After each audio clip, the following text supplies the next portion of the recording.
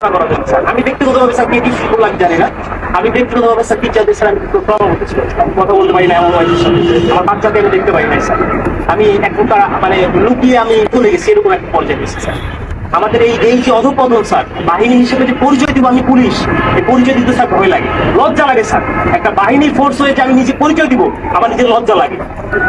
আমাদের আমি একটা ছোট উদাহরণ দিই স্যার, আমি আসার পর যতটুকু দেখছি, এই যে জাতীয় সংসদ নির্বাচন, শেষ যে নির্বাচনটা হয়ে গেছে স্যার, এই নির্বাচনে একক যে নির্বাচনটা হয়ে গেছে, পুলিশ কি ব্যবহার করে যে নির্বাচনটা হয়ে গেছে, নির্বাচনে সারা বাংলাদেশে এককভাবে মামলা হচ্ছে স্যার।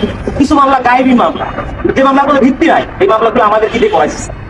সাধারণ জনগণ যারা আছে, বিএনপি যারা আছে, জামাত, যে কিছু জানেই না, তাদেরকে আমাদের গ্রেফতার করা লাগছে স্যার।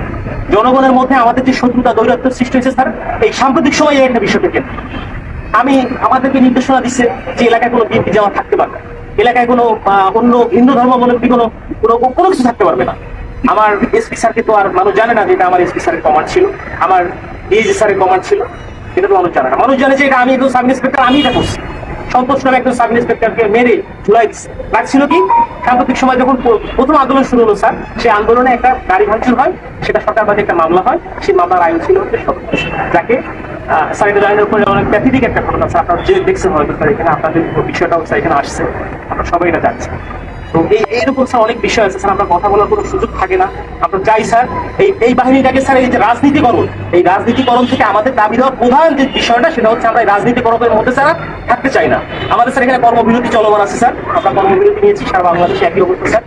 এখানেও স্যার আমরা যখন প্রথম এখানে আসছি, আমাদের ম্যাক্সিমাম সবাই স্যার সিভিল ছিল, ম্যাক্সিমাম সবাই সিভিল ছিলাম। জানি না আমার অফিসার ইনচার্জ, আমাদের অফিসার আমাদেরকে সবাইকে মানে যেভাবে হোক না কেন, ফোর্স হোক না যেভাবে হোক, আমাদের পোশাক কিছু পাবলিক করছে, আমি স্যার পোশাক করি।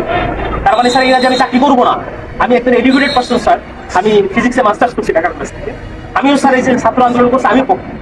বাট এই পুলিশের সাথে সে প্রত্যেকটা হত্যাকাণ্ডের স্যার বিচার হোক, ছাত্র 200 300 400 500 যা মারা গেছে, এটা বিচার হোক স্যার। আমরা চাই আমাদের যে সকল সিনিয়ররা স্যার কমান্ড করছে, যারা এগুলা করছে, তারা পার পেয়ে গেল কেন? তারা কিভাবে স্যার পার পেল? আবার এই প্রশ্নটা স্যার আমার থেকে যায়, কেন যারা অন্যায় করলো, যারা আমাদেরকে মানুষের কাছে শত্রু হিসেবে দাঁড় করাই দিল, তারা কেন স্যার পালিয়ে গেল? তাদেরকে কেন কেউ আটকালো না স্যার? আমরা যারা এই ফিল্ড পর্যায়ে থেকে গেছি, প্রত্যেকটা মানুষের সাথে মিশে গেছি, আমরাই স্যার বিপদগ্রস্ত, আমরা বিপদগ্রস্ত। কিন্তু স্যার দেখেন, বাংলাদেশে এখন পর্যন্ত কতজন পুলিশ মারা গেছে, এই মারার সংখ্যাটা কতজন মারা গেছে, এই সংখ্যাটা আমরা এক্স্যাক্টলি জানি না স্যার। একটা বাহিনী হিসেবে আমরা পরিচয় দিচ্ছি, বাট আমি জানি না যে আমার ফোর্স, আমার অফিসার রাস্তায় পড়ে আছে, কুকুরে লাশ খাচ্ছে স্যার। এই কথা দেখার মতো, বলার মতো কেউ নাই। আমরা আসছি স্যার যে আমরা একটা কার্যক্রম শুরু করবো, আপনারা এটা করেন ওইটা করেন, এটা না স্যার। আগে বুঝতে হবে স্যার আমাদের জায়গাটা কোন জায়গায় স্যার, আমাদের চাহিদাটা কোন জায়গায় স্যার, এটা উপলব্ধি করতে হবে স্যার। আপনারা আসছেন স্যার, আপনারা এই ক্লান্তি লগ্নে স্যার বাংলাদেশ সেনাবাহিনী আপনারা বাংলাদেশের সাথে ওতপ্রোতভাবে জড়িয়ে আছেন স্যার। আমরা চেষ্টা করি স্যার।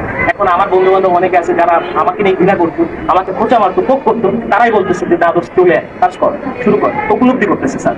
বাংলাদেশে সর্বপ্রথম স্বাধীনতার যুদ্ধে বাংলাদেশ পুলিশ রাজারবাগে যে প্রতিরোধ গড়ে তুলেছিল, এটা তো অস্বীকার করার স্যার কিছু নাই। সারা বাংলাদেশে পুলিশের অবদান স্যার, অনস্বীকার যে অবদান, এটা অস্বীকার করার কোনো সুযোগ নাই। কিন্তু এই যে দলীয়করণ, এই দলীয়করণটা স্যার আমরা চাই। আমরা দলীয় কোনো গণনের মধ্যে আমরা থাকতেই চাই না স্যার। আমাদের প্রধান পয়েন্ট হচ্ছে এইটা, আমরা চাই পুলিশ একটা নিরপেক্ষ স্বচ্ছ বাহিনী হোক। আমরা স্যার মানে আমরা যে এই যে ইউনিফর্মটা পরে রাস্তায় বের হবো, আমাকে অমুক দলের লোক তমুক দলের লোক আমাকে ব্যবহার করবে, আমরা এটা চাই না স্যার। আমরা এখান থেকে বের হয়ে আসতে চাই স্যার। এবং ছাত্র জনতা যারা মারা গেছেন, আমরা বলতেছি যে ঠিক আছে, স্বাধীন হয়েছে দেশ, আমরাও একত্রতা প্রকাশ করি। আমরা কিন্তু পুলিশ কর্মবিরতি দিচ্ছি কেন? যে আমাদের পুলিশ মারা গেছে এটা না, আমরা চাচ্ছি যে সারা বাংলাদেশ যেভাবে সংস্কার হচ্ছে, আমাদের বাংলাদেশ পুলিশও ঠিক একই রকম ভাবে সংস্কৃত হয়ে একটা জনগণের পুলিশ হিসেবে আমরা প্রকৃত হবে স্যার। এরকম ব্যবস্থা যদি হয়, আমরা স্যার রাস্তায় নামবো, আমরা মানুষের জন্য স্যার শপথ গ্রহণ করছি স্যার। অনেক চাকরি ছিল স্যার, করতে পারতাম স্যার, প্রাইমারি স্কুলে চাকরি করতে পারতাম, অন্য জায়গায় চাকরি করতে পারতাম, ব্যাংকে চাকরি করতে পারতাম। প্যাশনের কারণে স্যার এখানে আসছি স্যার।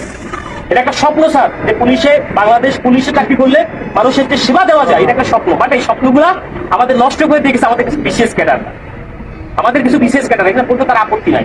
আমার স্ত্রী আজকে আমি লুকায়িত ছিলাম, আমার উপর থ্রেট ছিল, আমি জানি। আমার অনেক বন্ধু বান্ধব বলছে আপনি থেকে না, রাজনৈতিক মামলা আমার কাছে ছিল স্যার, যার জন্য অনেকে বলছে, অনেক শুভাকাঙ্ক্ষী ছিল বিএনপি জামাতে, তারাও বলছে যে ঠিক আছে একটু সেফলি থাকে। আমি যখন আসছি, আজকে খুলনা থেকে আসছি, গোপনে আসছি, আমার স্যার শেখ করি না, রাস্তায় চেকিং হচ্ছে স্যার, পুলিশ কিনা স্যার, এরকম বাংলাদেশ স্যার আমরা চাই না। এবং আমরা চাই নাই স্যার, আমরা চাই যে স্যার এই জিনিসটা থেকে আমরা উত্তরিত হই এবং আমাদের যে 11 দফা দাবি আছে স্যার, আমরা চাই আপনাদের জায়গা থেকে স্যার যত কিছু করার আমাদের স্যার এখানে আছে, প্রত্যেকটা জায়গা থেকে যত কিছু করার আমাদের যাতে করে আমাদের স্যার দ্রুত এবং একটা দাবি পূরণ হয়। পুলিশে স্যার এরকম বহু হয়েছে, তোমাদের এইটা দিব, ওইটা দিব, ওইটা করবো, সেটা করবো, কিছুই হয় না। আমরা চাই একটা প্রজ্ঞাপনের মাধ্যমে আমাদের এই দাবিগুলো মেনে নেওয়া হোক, যৌক্তিক দাবিগুলি। যদি মনে হয় যারা এখন বর্তমানে উপদেষ্টা পর্যায়ে আছে, অত্যন্ত বিচক্ষণ মানুষ, যদি মনে হয় যারা পুলিশের এই দাবির মধ্যে কোনো জায়গায় ব্যত্যয় আছে, সেটা সংস্কার করে যেটা মনে হয় যেখানে সংস্কার প্রয়োজন, সংস্কার করে যতটুকু এটা মডিফাই করা যায় করে আমরা চাই একটা প্রজ্ঞাপন দিলে আমরা মেনে নিব যে হ্যাঁ আমাদের দাবিগুলো পূরণ হচ্ছে। কারণ আমরা দেখছি স্যার আমাদের টিএ বিল স্যার পাই না, আমরা বলবো কাকে এগুলা, আমরা বলবো কাকে আমরা স্যার টিএ বিল পাই না। আমার কাজ করতে আমার পকেটে টাকা দিয়ে, আমার পুলিশিং মিটিং করতে, আমার ব্যানার করতে আমার নিজের টাকা থেকে, আমার ব্যানার করতে হবে নিজের টাকা থেকে, আমার এই করতে হবে, সেই করতে হবে, উঠান বৈঠক করতে হবে, সব আমার নিজের টাকা করতে হবে। কেন? আমার বেতনের টাকা স্যার আমি কোনো জায়গায় খরচ করতে পারবো না, এক কথায় শেষ। সরকারের প্রতি কাজ করতেছি, সরকার আমার বেতন দিবে, আমি আমার পরিবারের পিছনে ব্যয় করি, আমি কেন আমার নিজের টাকা দিয়ে আমি ব্যানার করে কেন কেন করতে যাবো? এটার জন্য আমার বাজেট থাকবে না? অবশ্যই বাজেট থাকতে হবে। আমার মাসে প্রথম 10 তারিখের মধ্যে আমার টিএ বিল দিতে হবে। আপনাদের বাহিনীর স্যার দেয় কিনা আমি জানি না স্যার, এই সুবিধাগুলো কি আপনাদেরও কি এরকম শুধু কমিটমেন্ট করে কি স্যার আপনাদের কি রেখে দেয় কিনা আমি জানা নাই স্যার।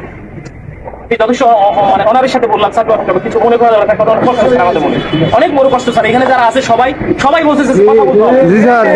এখানে স্যার আরো কষ্ট স্যার, এখানে আমরা কর্মবিরতি দিচ্ছি। আমার ভাই একজন কনস্টেবল স্যার কি ক্ষমতা থাকে, একজন সাব ইন্সপেক্টর কি ক্ষমতা থাকে স্যার? আমি তো স্যার মানে বোকার সরকার বোকার মতো করে স্যার আমাকে নাঙ্গল আমার ঘরে চালাতে যেভাবে স্যার দিবে আমি সেভাবে চুষে